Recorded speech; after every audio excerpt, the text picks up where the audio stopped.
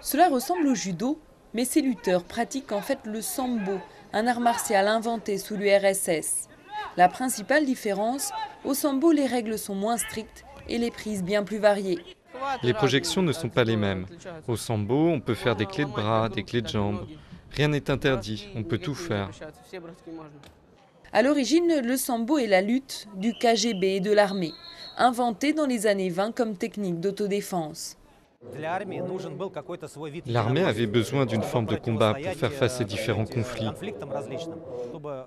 Le sambo a été inventé pour se défendre et défendre la patrie. Depuis, le sambo a fait du chemin et est devenu un sport à part entière. Il a même franchi les frontières. En 10 ans, le nombre de samboïstes a doublé dans le monde. Ici, lors d'un championnat international à Moscou, une délégation française est venue se frotter aux lutteurs russes. Il y a une forte culture judo à la base en France et de lutte.